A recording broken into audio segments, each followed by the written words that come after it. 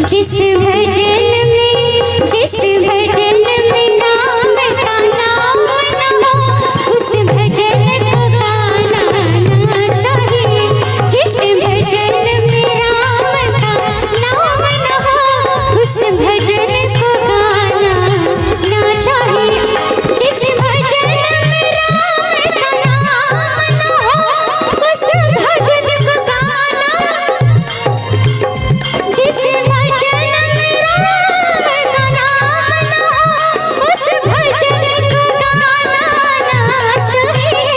जिस भजन में जिस भजन में राम का नाम न हो उस भजन को गाना ना चाहिए।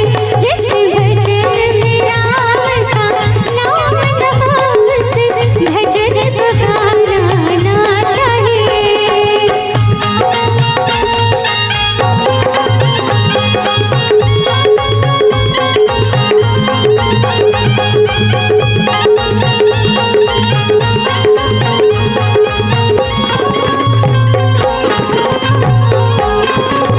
कि जब लड़की के शादी होए वाला होइ छै या बियाह ठीक होइ छै त मोन में डर रहै छलै पहले का जमाना में कि केहन साउस मिलत केहन ससुर मिलत। लेकिन आब जमाना उल्टा भ गेलै, आब साउस डरै छै जे केहन पुतहु मिलत। तो बात छै जमाना change. Hello hello hello hello, इसको थोड़ा मैनेज कीजिए ना, साउंड छूट रहा है। ओ राजा दशरथ जैसन सासुर दीहा रानी कौशल्या सन सासु माँ।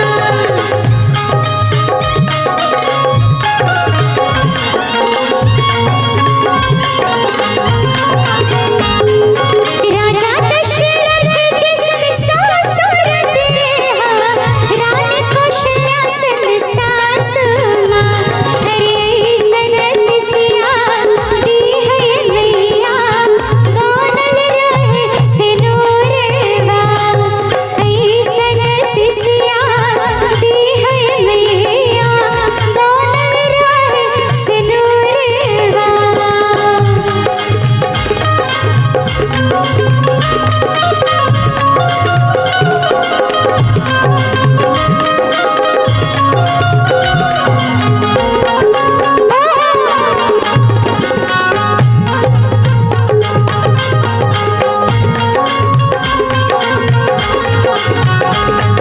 कि आजकल के जमाने में हर कोई भाग रहा है, कोई पैसा के पीछे भाग रहा है, कोई लड़की के पीछे भाग रहा है, क्या कोई किसी न किसी के पीछे भाग रहा है।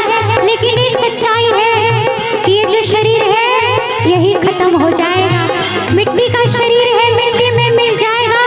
तो भक्त कहता है भगवान से क्या, तूने अजब रचा भगवान खिलौना माटी का। तूने अजब रचा भगवान खिलौना माटी का। माटी का रे माटी का, माटी का रे माटी का। तूने अजब रचा भगवान खिलौना माटी का। तूने अजब रचा भगवान खिलौना माटी का।